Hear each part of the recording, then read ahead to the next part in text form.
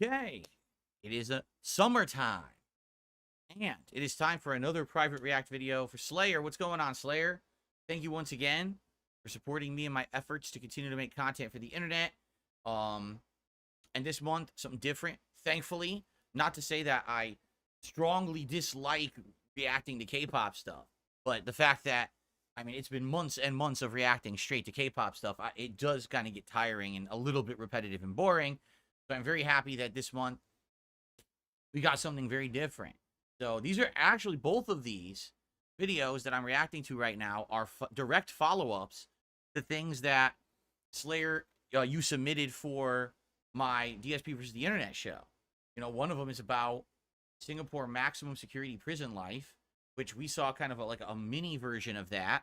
This is the entire documentary, I guess. And the other one is how corruption is stopped in Singapore. Both are fascinating watches, in my opinion. So, all right, let's get started. Now, FYI, I have the volume levels around the same that I have on my React show. It should be good, but if it looks a little low, I will up the volume of the videos. Let's see here. Decent. No, it looks decent, right? Looks pretty good compared to my my voice volume. Yeah, it looks good. Okay, here we go.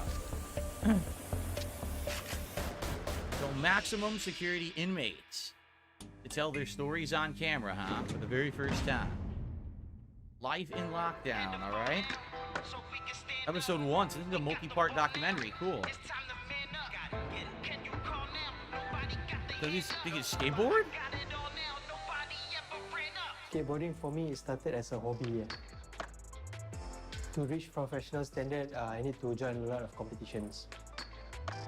2009 till 2011, that's where I started to get recognized in overseas. So from 2011 till 2014, I managed to get skateboarding sponsorship from local and overseas. That's cool. So what happened? Usually for a skateboarding shoe, we must have the right sole. Much more flat than this. Then it's not slippery. For exercise, I don't think it's helpful. Crappy shoe. Outside you can smell like, you know, the bus field, the grass, the trees, cigarette smell, yeah, perfume. Cigarette smell? Why can you smell cigarettes out there? You can smell like walls. Paint, old paint, rust, metal, right? Cleaner, they probably used to clean it all. The last competition I had before COVID, roughly around 2018 or 2019. And then COVID started to happen. So there was no competition at all. So what did he do? Huh. I was in a relationship. Back then I have a girlfriend. I argue with my girlfriend. Oh no. I didn't mean to hurt her. It's just my mistake that I grabbed her. March 2020, that's where I started my sentence. Yeah, but what happened? He says, my mistake that I grabbed. 6th. Ooh, hold on. This was his 6th incarceration. So by the age of 31, he'd already been arrested 5 other times. So, offense, extortion, blackmail, and voluntarily causing hurt. Well, that would be called assault in the United States. But extortion and blackmail, now he didn't mention that, unless those are previous. Those would be previous offenses, was extortion and blackmail. 2 years, 5 months, and 2 strokes. So basically, it's cumulative because he keeps committing crimes. Cell. It gets worse. I see. And you're all alone in the cell. That loneliness, when you can't express yourself, when you need to talk to someone, you're stuck. I'm sure it sucks. Start talking to yourself. I feel I'm a bad person. I think I make a lot of mistakes. I have to accept this is my punishment. I mean, the heat of the moment violence is one thing, because if it was unintentional, but he just got angry and lost control, it's bad. But the extortion and the blackmail, I mean, that's sounds like pre-planned and intentional. You can't accidentally extort and blackmail people. Just saying. So, And he also houses inmates with very long sentences, inmates who are receiving violent intervention programs. I'm bad. Yep. We do not want any unnecessary conflicts, so that's also one of the reasons why we house them in single-man cell. Our prisons have to be Spartan, but not affront to human dignity. It is, as you can see, bare, it is simple, but at the same time, prison's conditions has to facilitate rehabilitation. Kangran 507. Yeah, so this is basically where I'm staying. This is my home. Usually this is my area of sleeping. There's no bed. Usually I don't wear clothes on because inside this cell it's very hot. It's very steamy, very, high humidity from your own breath. Right. Oh, I know that from being in this Usually office. like 4 It could get AM, like that. 5 a.m. I wake up already. So we have nothing to do because it's very dark. So we try to go back to sleep. Yeah. All you can do is exercise or sleep, right? If it's too dark and there's no light. Once the light on, then I will go to our washroom over here. They have their own wash area. Okay.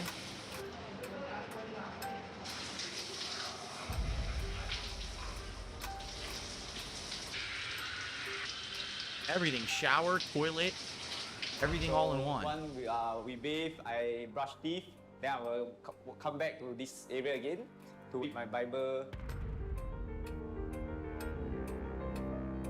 Well, if you're in it for a few years, I guess you can read the whole Bible, right? Start to finish. After reading, I will walk around this cell from here to here, or sideways from left to the right.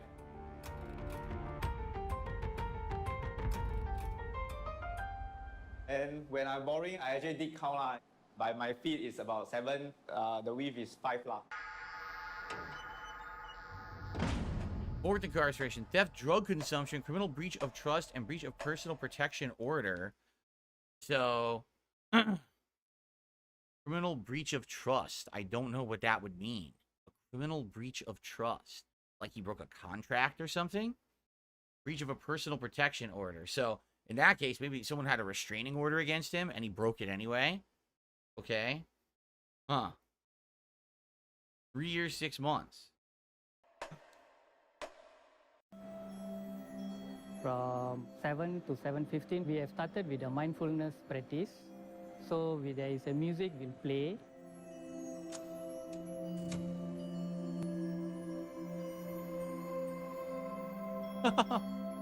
That's like whatchamacallit? What's the name of the music? Because sometimes I play stuff like this too. If I want to go to sleep, I'm all stressed out, this helps me go to sleep. I can't remember what the name of the music is called. It's not mindfulness. There's actually a technical word for it. Stand by for the morning master check. I repeat, stand by for the morning master check. You are required to stand up with your t-shirt tucked in and greet the officer. Yeah, they say that every day, huh? Like you're not gonna know. Hey, good morning. Good morning. Master check is a process where we account for the inmates' head count in our prison. Make sure they're in there. So they let's say, didn't for escape, example, right? if I have 150 inmates in my housing unit, I must make sure I have 150 head counts So if you accounted open for. it up, there's like 20 guys in there. Like, Good morning. Not just seeing them, I also need to make sure that they're responding, get his acknowledgement as well, Good morning. to make sure that he's not feeling unwell or anything. Kia Bravo, the room 1 master, total present 41. 41.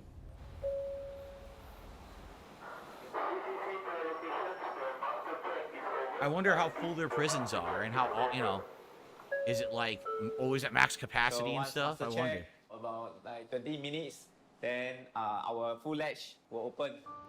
Nice and rusty food ledge. Yummy. Look at that. Yeah, usually this is very important to us because it's our first view of the day from long lockout from yesterday night.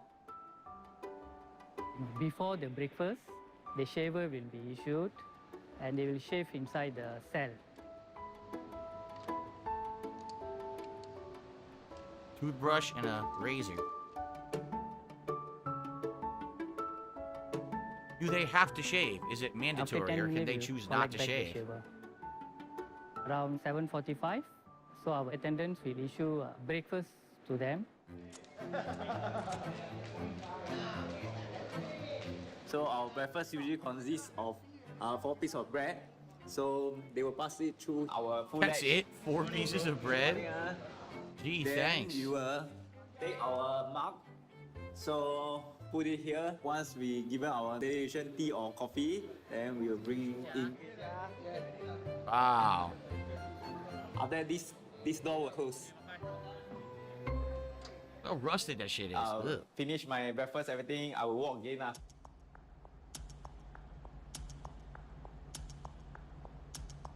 Why do they give them tea or coffee? They don't need any caffeine.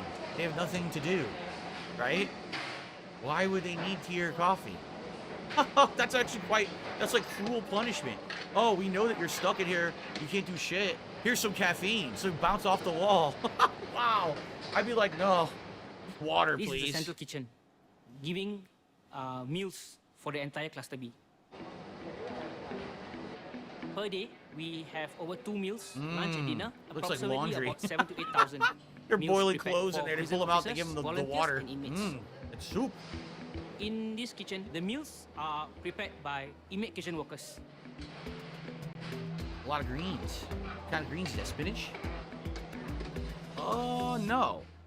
It's not lettuce. I wonder Staff what it here, was. Don't mind, can close door 10, close door 10, open door 11. Wow, they're like super locked down.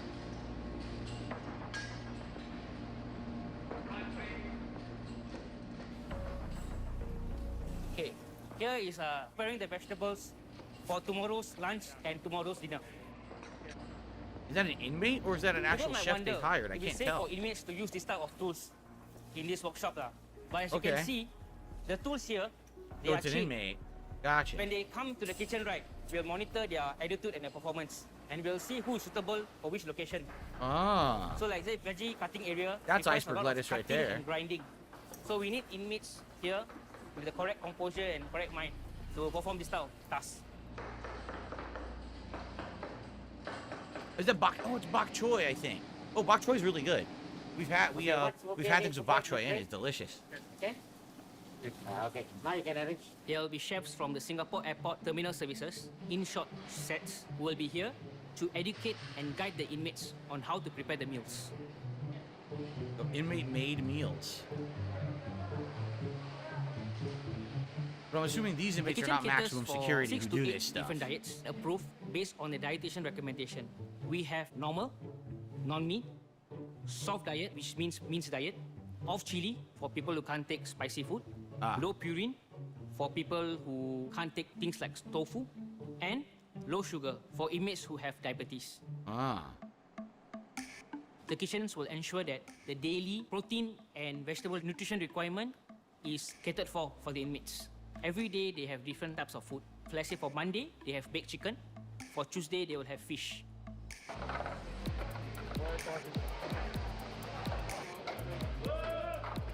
It's not Food awful. production is done I mean, on it's certainly industrial not scale. good, but it's not The awful. inmates are the one preparing the meals, ensuring that the inmates, right, they get the proper amount of food. The food, after it's being packed, is placed in these food So trolleys. tofu balls, I think? These Tofu food balls. trolleys will ensure the food is kept warm until it reaches the inmates. Yeah, just like they do on like an airplane too. They do the same premise. The part they push around and keep stuff warm. Of course, they barely do hot food on flights anymore, but you know, when they used to.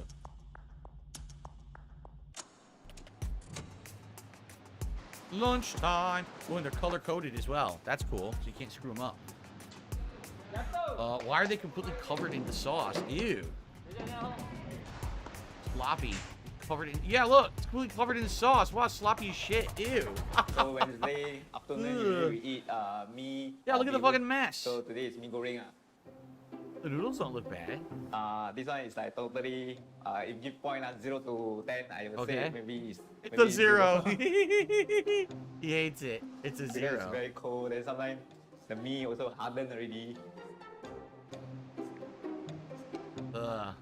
When I was doing those illegal stuff, was money was well to do, I do bring my kids because they love restaurants, the Western food.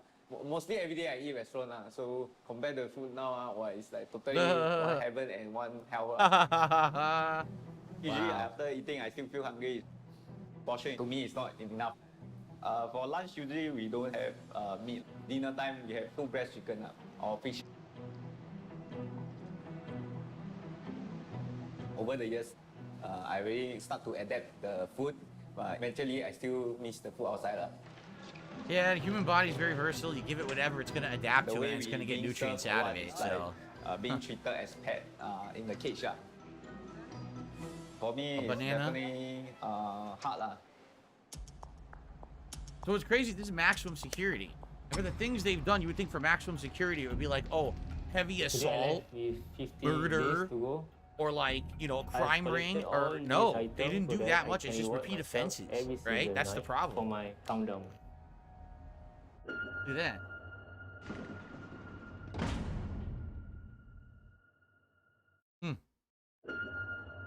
Oh, that was a quick commercial break. I missed it. I blinked. Okay, this is pretty good so far. I like it a lot. Again, B1 is, I like one something of the different than maximum K-pop. It's security actually prisons. entertaining We and hold informative. about 500 plus inmates. Okay, Bravo can grab me day room 1 slider. Day The room cells that 1 we have slider? here in B1 is Oh, they just slide the door special open on in day a way room 1. that Gotcha. it's all single man cell. In other places, you have 3-man cell, a 4-man cell, and 8-man cells.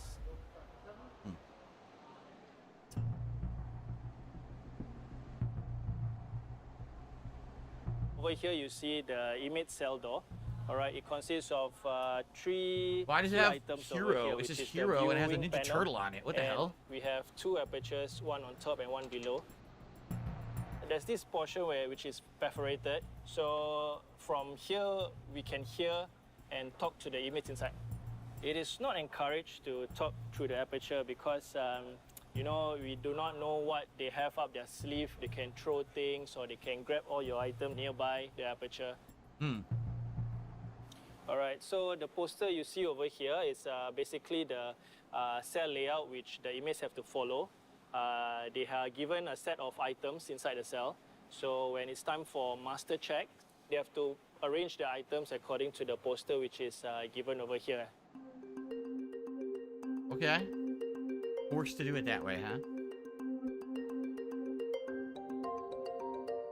The inmates will be given a clear pail, a soap box, a mug with a cover. All right, it's transparent so that staff can see what they are hiding inside. They are given a plastic spoon, right, for them to use when they eat their meal.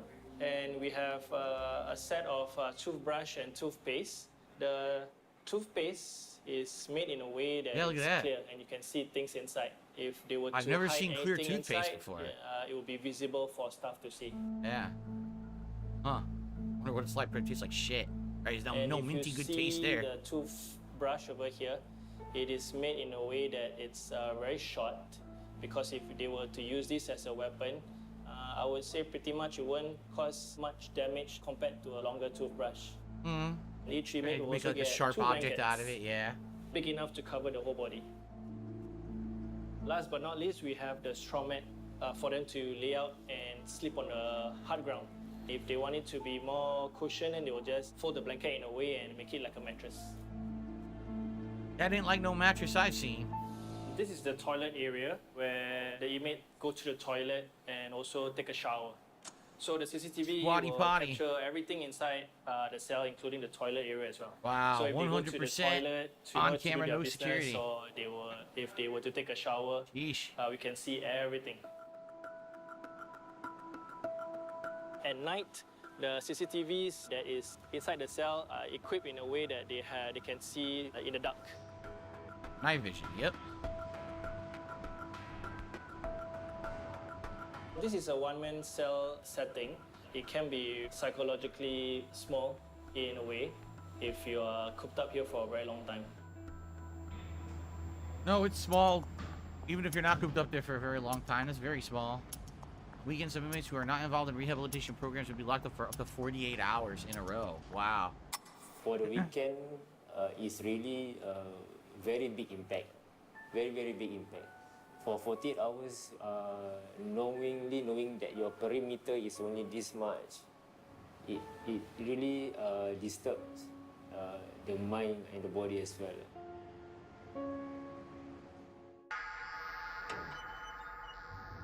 Fourth incarceration, drug consumption, obstructing a public servant. Wow, so that's like, dude, that's like nothing.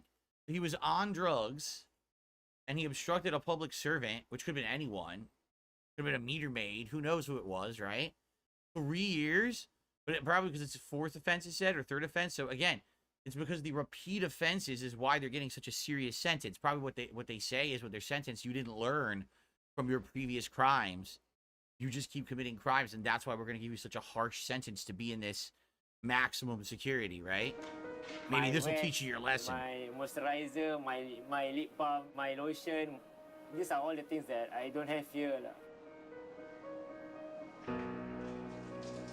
Oh, you got a rusty-ass fucking thing there. Yeah. Fitness trainer. I was living a high life, a luxurious life.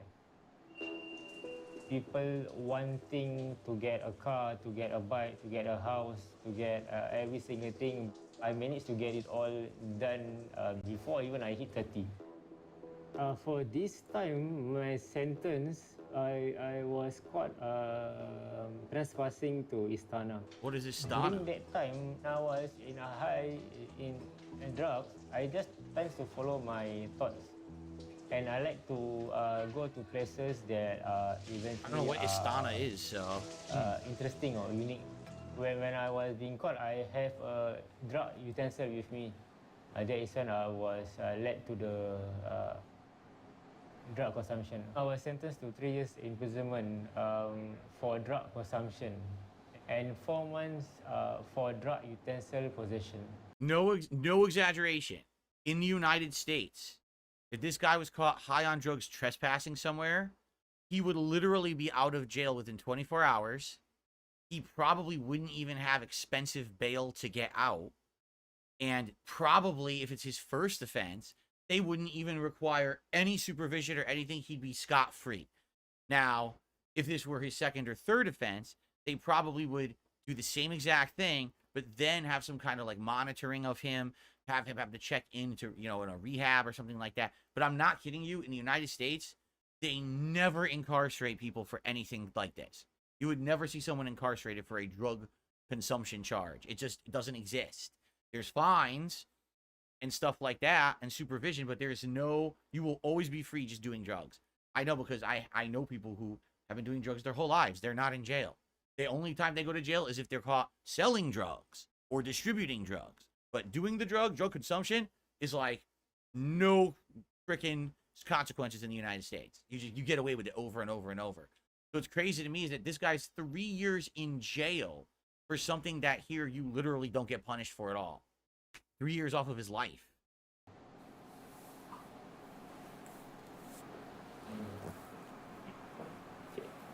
The blankets is the most, for me, important one because the blanket can change to become pillow. Makes sense. We have plastic spoon. Usually, I think you guys use only once. Alright, then throw. We have this thing is like 1 year plus with 1 year plus. Yeah, this one tasteless. So it's tasteless Made from toothpaste. China. Yeah, totally this one, I don't know why they give us. I think maybe budgeting or what, but it doesn't give any effect. Yeah, totally, seriously. So, because I'm a worker, so this thing is not the normal soap. So this one is quite good, better than. They give him better normal soap because he The normal works. soap is too dry, way too dry. Scented soap is one of those things that motivate inmates to maintain their conduct and behavior in prisons so that they can actually go for work soon. So once you go to work, then they'll be actually given allowance. Then you'll be able to purchase canteen items like soap. There you go.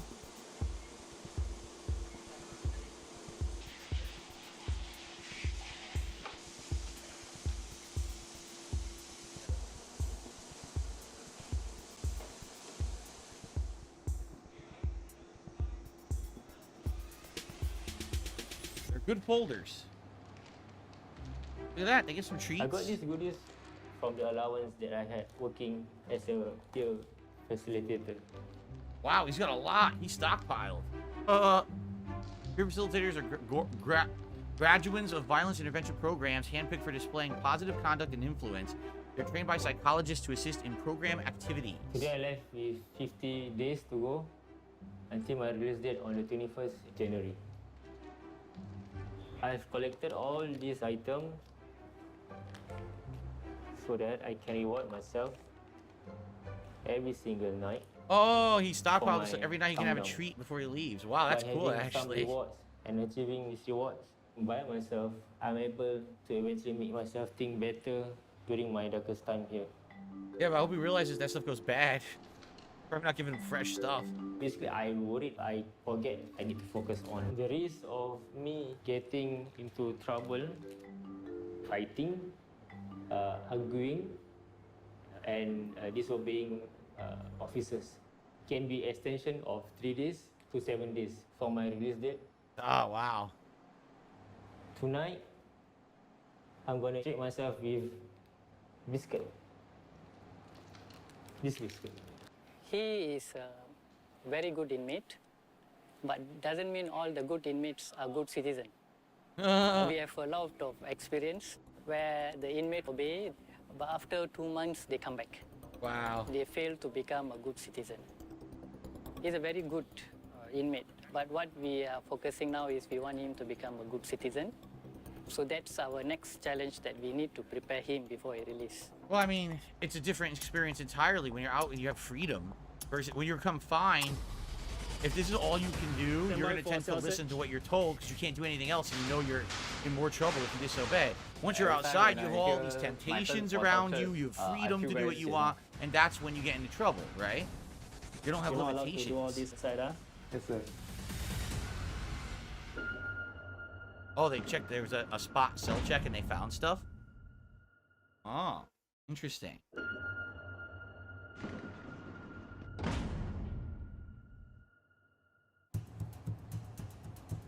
Ben to Charlie, message over. Okay, Salid to Mr. Ben, send your message over. Ben to Charlie, prepare for day room 1 cell search. Okay, Salid to Yep. Mr. Ben, Roger, Just proceeding. gonna go in there and start searching cells. Maybe they don't warn the inmates ahead of time, so you know they shock them when they do it.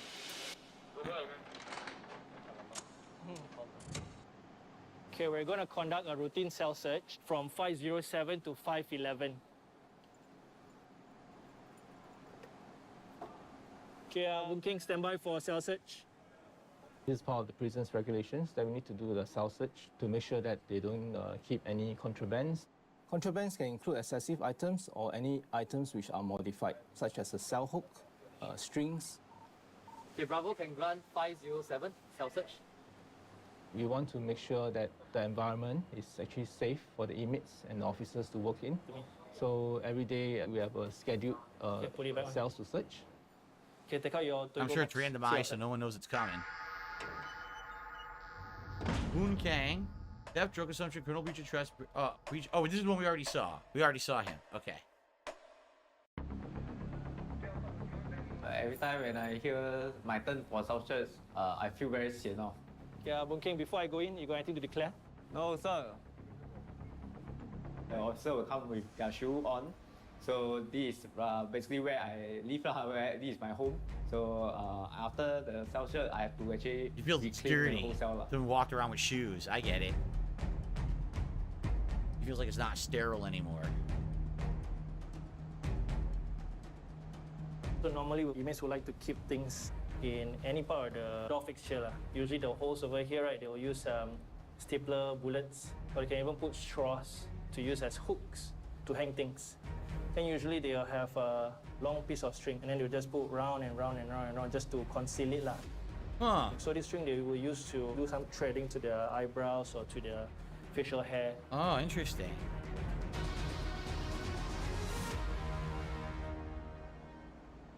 If caught with contraband in the cell, a report will be submitted against them, and they may actually lose opportunity in terms of the work program, or even have their out-of-cell activity, their yard activity forfeited.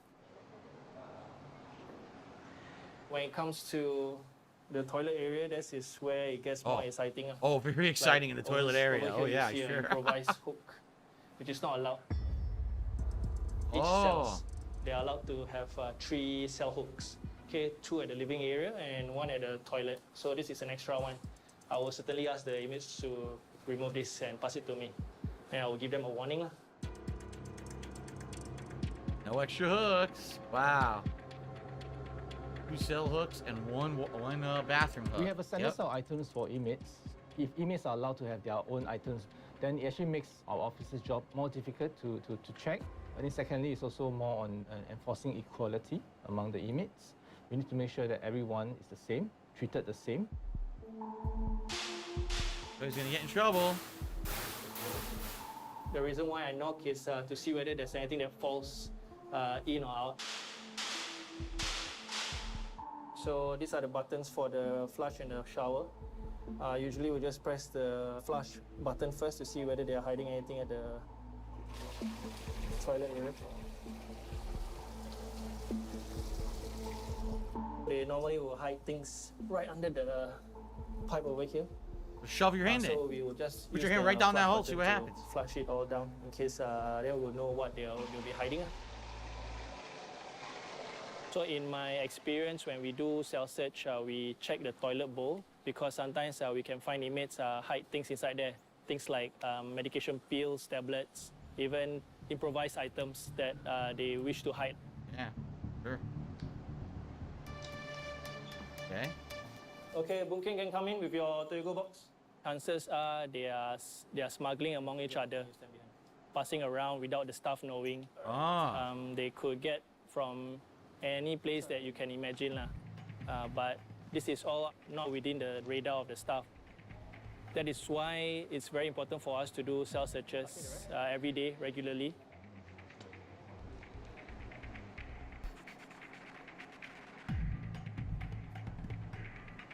This one is origami. Origami. Looks nice, but you're not allowed to do all this inside.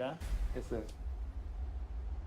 For origamis and other artwork that inmates like to create, right, they are not part of the standardized items. And it's also part of inmates discipline inside prison. So that's why it's not allowed. Let's say if an inmate were to keep a long piece of string that turned into a rope, you can use it to, hang himself. If there are things that are sharpened, that could also be a risk to us when we work over here. Luckily for the inmate earlier, there were no major contrabands that were found. It's just rubbish and a few improvised items that doesn't implicate security inside our housing unit. It sucks you can't even have origami. They take that shit away too. Sally actually got me with some straws and actually the additional hook. It's actually improvised hook. Yeah, so basically inside we use rice to make glue to actually glue on the paper. So after it dry, it becomes hard. Make sure got 5. For the straws is actually the for straws. selling costs. We have this every weekly. If we have good performance, they will actually give us packet drinks. So the straw is actually where it comes from. We just kept it just for the hell of it. Hook for toilet is not enough because usually I hang towel to dry out. And when I actually go in for bath, I also have to take out my pants. So usually I will find something to hook on. That's why I do the additional hook. After all this being confiscated, I think I have to readapt again to use another method in the right way. Okay, so far all the things that I find here are all rubbish and all the things that you're not supposed to keep. See, the straws, improvised cell hooks, all these I'll give you warning. Okay, if you ever do this again, the punishment will be higher. Okay.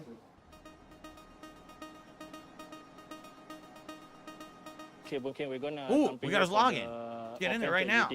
Change all the records. For having extra What a sucker! Why did you do that? Straws that you kept. Housing Unit Informal Resolution System. It's a platform where we record down the inmates' wrongdoings. Couldn't you unblur that? I bet you could. It takes acknowledgement from inmates who have committed a mistake, and it gives them a contract not to do the same mistake within 6 months. If not, then they will be liable for higher punishment, which is a disciplinary charge. Okay, come sign over. Okay, so in prisons we have minor and major charges. So for minor charges, it can range from quarreling with another inmate, disobeying officer's instructions, or keeping excessive or modified items. For inmates found guilty of minor charges, the punishment may range from a written warning, confinement in punishment cell up to 7 days, or his release date will be Wonder what the extended. punishment cell For major is. charges, caning may be imposed, and for Oh, serious caning. cases, it Good. may also be referred to the police. Major charge can range from fighting with other inmates, hoarding of medication, and even tattooing in prison. Hey, search eh? Bravo, can you grant me 509, 509? I think the hardest part in prison is the control. But why are they wearing Maybe masks with this if one you but not are the other outside, one? That's you can weird. be in control. But right now I'm inside here, I cannot do anything. This guy again. His 6th incarceration, the skateboarder.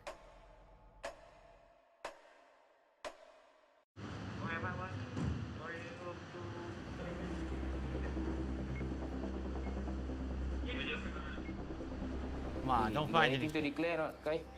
Nothing. Nothing to declare, huh?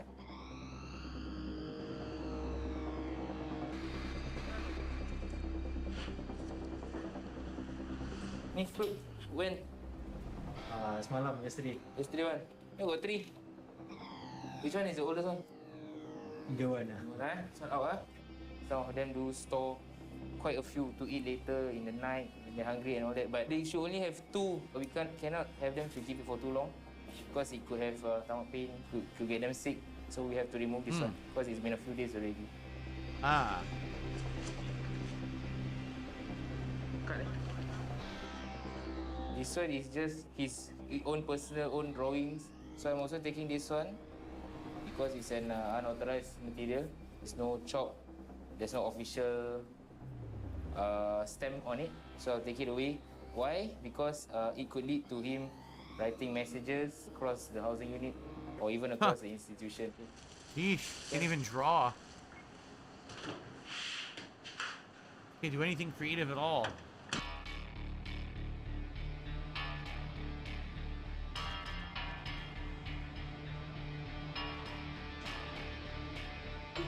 Plastic, stapler, strings, and A4 paper, all this we can't have in the cell. Pencil, we are definitely not allowed to have because that one we can use it for tattoo. Although all these things in prison is not allowed, but we have our means to get it. One of the possible ways how inmates got their contrabands could be through the housing unit attendants who may put in the contrabands or additional items while they're doing food issuance. So they're helping them. On purpose. Okay. Carrying weapons, drug consumption, and criminal intimidation. So basically threatened someone with a weapon and was also on drugs. 6 years and 21 strokes? Oh my god. Actually, everyone knows that this is against the rules. Bored in the room, boredom, then with nothing to do, then I just do the tattoo. Obviously this is being done on purpose to show how it's done. They're not allowing him to do this on camera. We were sitting in front of the CCTV, but the back facing the CCTV, like reading a book to like camouflage.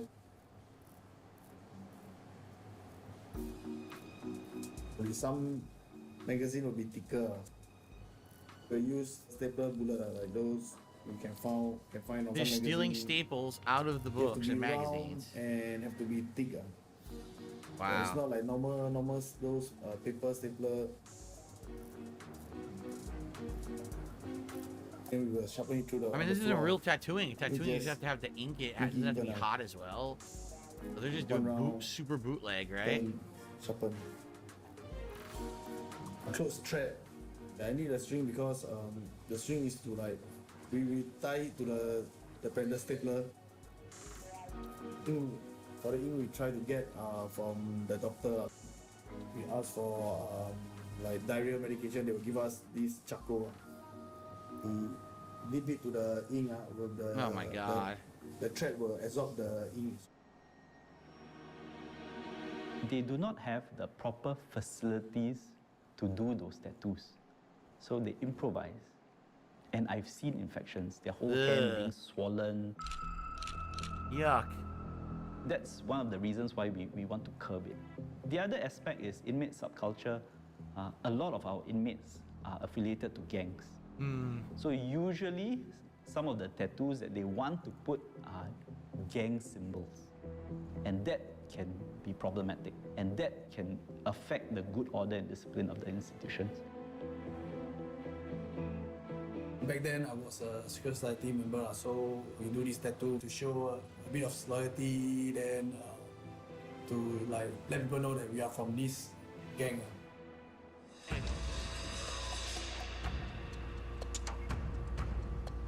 So it's obvious that was And just then really for high instructional for me, then the purposes. He wasn't officer actually saw doing it's, it. like fresh wound, so they called me. My date of release I've extended for 21 days and Ugh. 4 stroke of cane. 4 extra strokes. Oh my god. 4 stroke, I Of that think crazy nothing. cane. On 3 different occasions, I was carrying 3 different type of weapons. Actually, the first weapon I got was a samurai sword. What the hell? A Yeah, I real planned one? to go down to this place to meet this guy. He was gonna kill him? That, I just want to like slash him, then I walk Wow. off to actually teach him a lesson not to mess with other people's wife. Wow. The second weapon I Okay. carried was a parang that was on my I don't know bag, what a parang is. I needed A because knife? the time I was paranoid. Like enemies were following me. Yeah. And then my last weapon I carried was a bread knife. It's actually a protection for myself again. I didn't get to use it, but after that I got caught. Walking around with weird shit.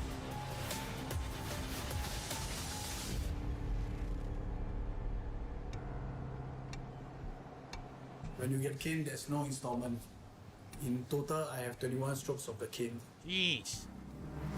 When you get caned, you can't scream, you can't faint also, and you can't appear weak. We are in secret society, so you have to be tough. If you all this you can't take, then in future other trouble, how are you going to face it? A secret society. What's he talking about? What I'm setting A up gang? over here right now is for basic wound care for the patient after caning. Contrary to what people normally think, they are linear, superficial wounds, abrasions. It won't be profusely bleeding. I would consider it a minor wound because there's no deep tissue cut. They try to walk straight after the caning process. Some do cry, some don't. Some are harder than others. So if they do request painkillers, we will prescribe for them. So far, I've not seen any inmate requesting.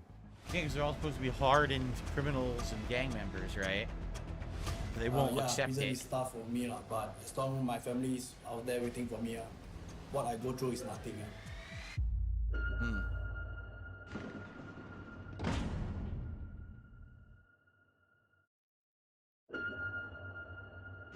Okay, I think we're almost done with this part, right? It was about 45 minutes. Probably around 30, 40 minutes in. I look forward for yard time is because yard basically we actually do exercise and the space is They much finally more get a big bigger, space to then do we stuff can, in. feel more air that is coming in from there. This guy again. In case you forgot before the commercial.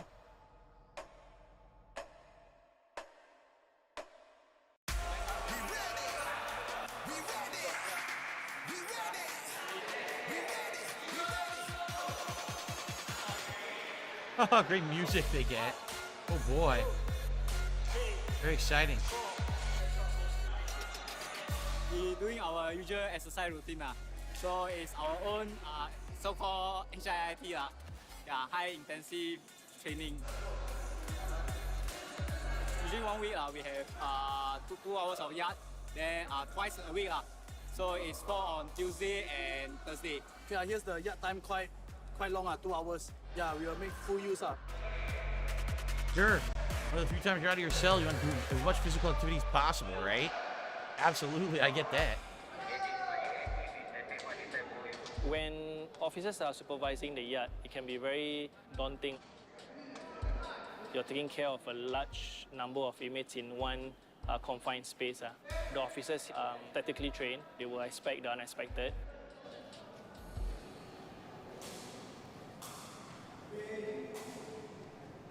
One, two, Grayson. They grayed out a tattoo on his neck. I wonder why. 来，你看他叫我不要做来，可以拍，快点拍啊！ Guys, you all cannot use the bench for exercise, huh? If they are trying to do the bench press, then that will deprive someone from using the table to read their newspaper or play games. And besides, the bench is also not intended for that purpose. So next time I don't want to see this. Okay? Wow, they're ultra strict. No one was even using it. We only can do like jogging, sit up, push up, HIIT, but we can't use any equipment in the yard. Let's say the wall, the bench, everything we cannot use, and we cannot cross the red line around the yard. So basically, we just do exercise smartly lah. So when there is officer, we try to just wayang a bit lah. We already do something that not allowed that make us come here. So most of us will still do. Ah. There's nothing more we can do already. Wow.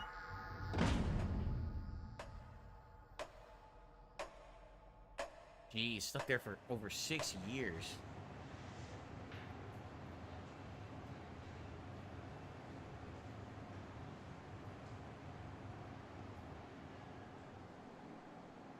Okay, this is my portfolio. Allowed to have this? When I was at Visual Arts Hub, we can draw. Visual Arts Hub is a place that we inmates can do like our fine art, pottery, carpentry, batik. Yeah, you can do anything to express ourselves also. Inmates who show good conduct, interest in art, and commitment to rehabilitation may apply to join the Visual Arts Hub to be taught by art trainers for 3 months. That's cool.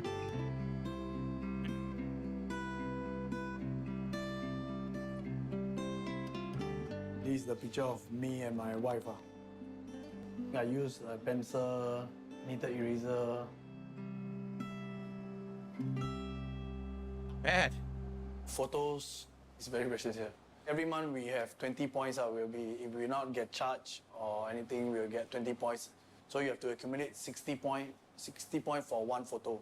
3 months. It takes about 3 months to accumulate. Yeah, so you have to maintain your conduct. Like 3 months, yes, to get just 60 points, then you can redeem for your photo. An inmate is awarded 20 points per month for positive behavior like not committing offenses. Inmates can exchange accumulated points for extra privileges. These include photos, extra visits, and snacks. What I don't get is like, these guys all have families and stuff. I can understand like if they were younger. Wow, my controller turned off. After 1 year, I need to come into prison because of... I can understand if they were like younger, like in their 20s, and they were doing things, they were single, they're on drugs and doing crazy stuff. Some of these guys did things, they have full families and stuff at home. Like, what the fuck are they doing? Well, if you have a family at home, why are you out trying to slash people with samurai swords? Why are you on drugs, wandering to restricted areas? I don't get that. Like, that's really weird to me. But then when they're in jail, all of a sudden, they love their family. They want pictures of them. I don't know. It's really confusing. For some cases that I've done. So, during that time, my wife was pregnant. She's still waiting for me. She never leave me. Well, that's amazing, my wife didn't actually. miss any visit. Only twice because she needed to give birth and bring my eldest daughter for checkup.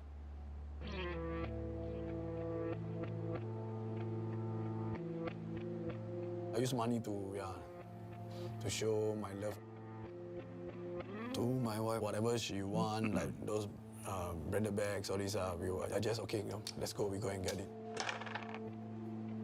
They provide their living, the house, grocery, maid, everything. I can They feel have a like maid? some of my wife don't have to work. And slowly, I start to fall back to drugs. Okay, here you go. Yeah, everything gone. So he used to be on drugs, and he reformed, got a family, but then he fell back on drugs, right back to the bad stuff. Damn. Come give me your pen. Look at this. I feel it's a bit like actually quite humiliating because on and off I have to sleep for people like those prostitutes. We are no different.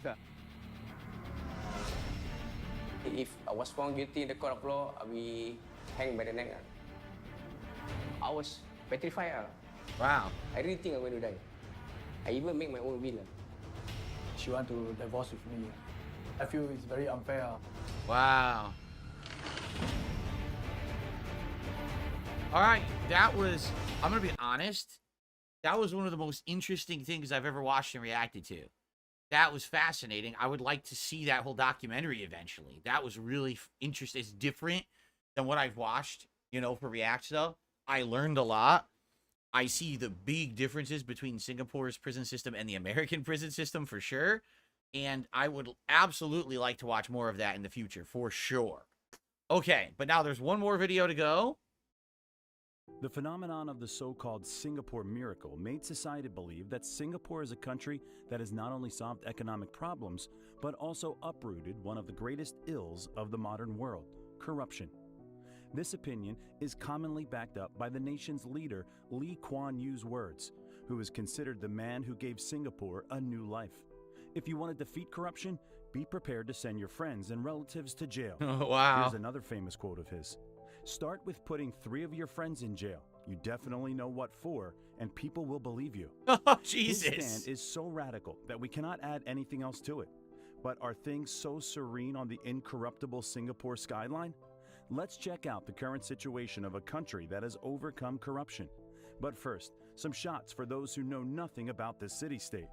Singapore is the size of New York City and 2 times smaller than Los Angeles. It has evolved from a beggarly country to one of the world leaders in GDP and purchasing power parity per capita.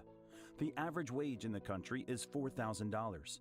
A novice specialist can expect to earn $3,000 a month in the capital, while the cost of, for example, medical services is lower than in Europe and the United States. Once Singapore was a group of swampy islands with no resources. Even fresh water had to be imported from the mainland. Really? On top of that, it had a multi-ethnic population torn apart by strife, aggressive neighbors, a post-war crisis, and rampant criminality. Finally, there was the overwhelming corruption that had become the new normal.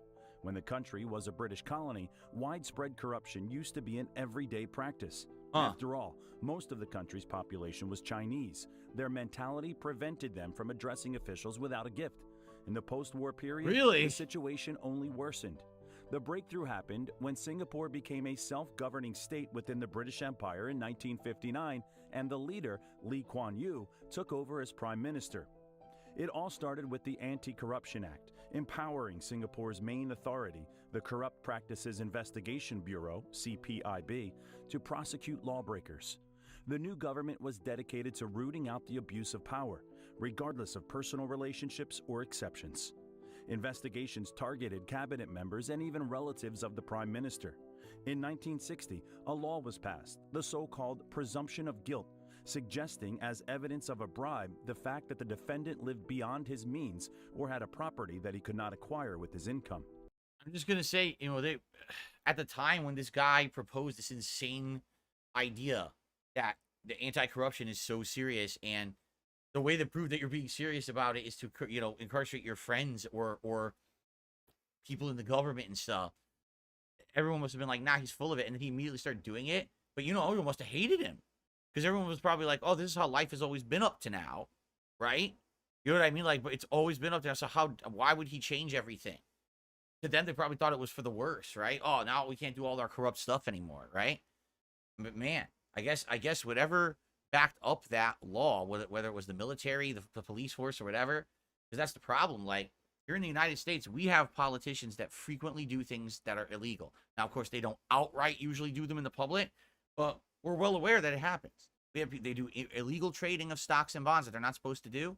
They get away with lying about things, declarations of payments, taxes, things like that, but they never get in trouble for it.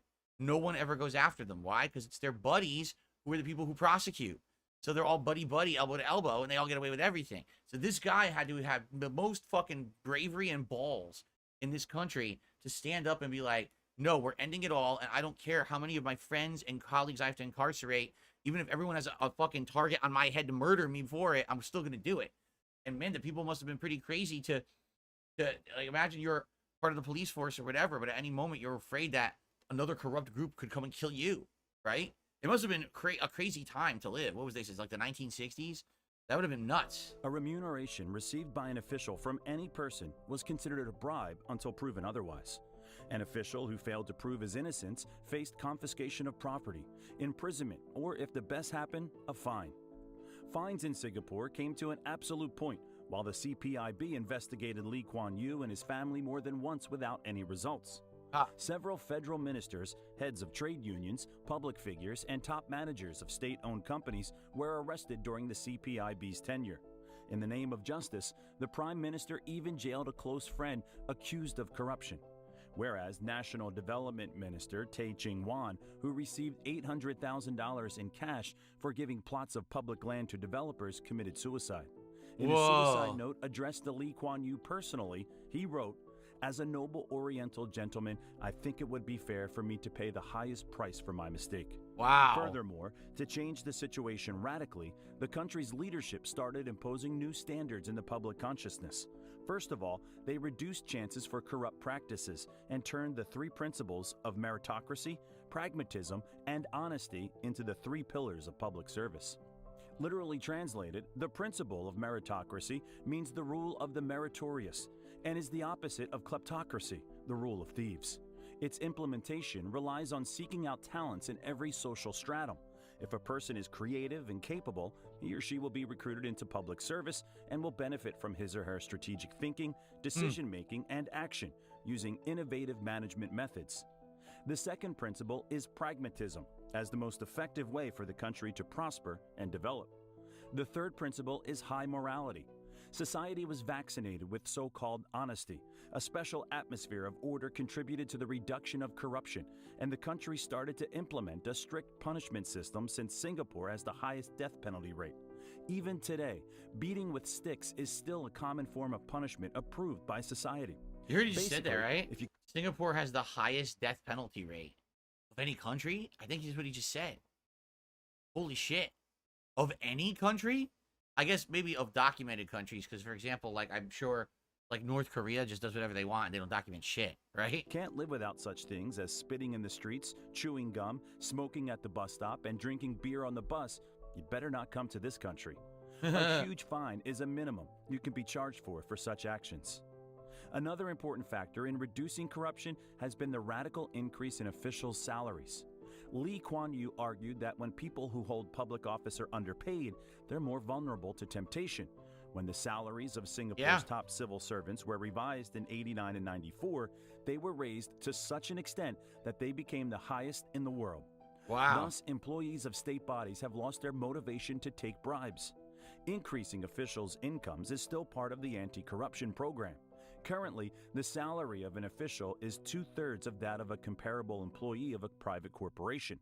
Singaporean Prime Minister Lee Hsien Loong, whose annual income is $2.18 million, topped the list of highest paid government leaders. Currently, the Corrupt Practices Investigation Bureau of Singapore employs about 200 people. It investigates no more than 200 cases a year, doing its best to bring the cases to court proceedings and likely winning them.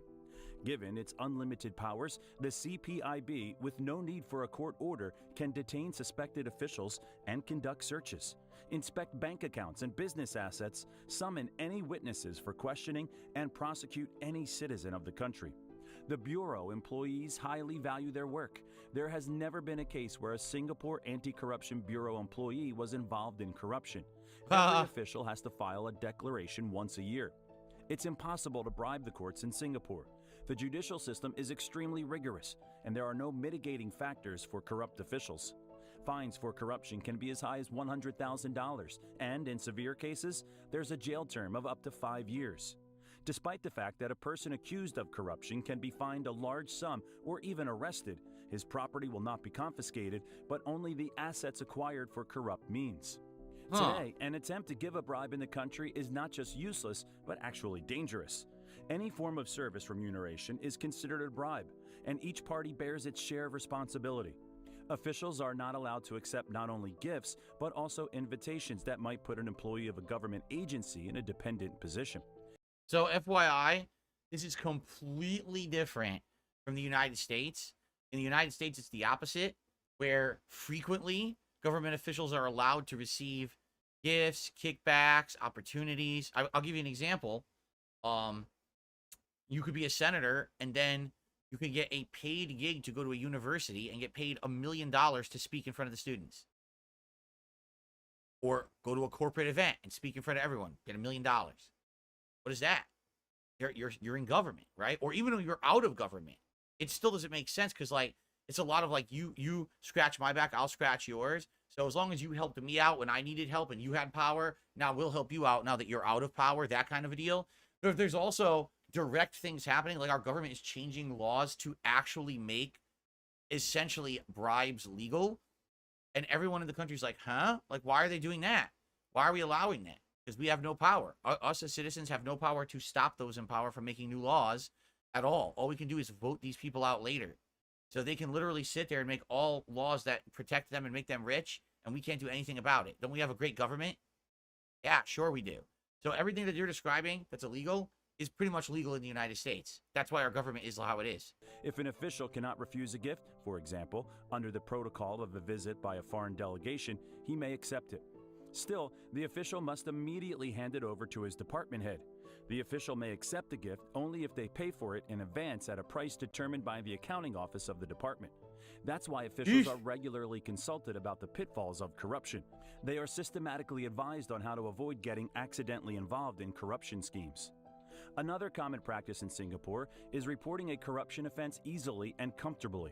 Anyone can do it publicly or anonymously through special corruption kiosks or the corruption reporting centers. Kiosk. The media factor is Oh my of great God. importance in the fight against corruption. An official caught in excessive spending and accepting a bribe immediately becomes a front-page hero. Singapore's independent media have been empowered to become a real fourth estate authority. Today, journalists closely monitor the lifestyles, incomes, and expenditures of officials, their families, and friends. Journalists often draw attention to the fact that an official does not live within their means. However, this is not the last component of the so-called economic miracle. An important part of Singapore's modern fight against corruption is e-government. Singapore is not without reason. Called Pyongyang with high-speed internet, citizens come to institutions very rarely, since almost all government services can be obtained by filling out the necessary forms at home and sending them by email to the relevant authorities. Moreover, personal presence in a state institution without a special need is punishable by a fine as an attempt to establish personal contact with an official. The work of e-government also makes it possible to make most government procurement and the entire system of relations between business and the state transparent. Singapore expands the use of new technologies in court proceedings as well.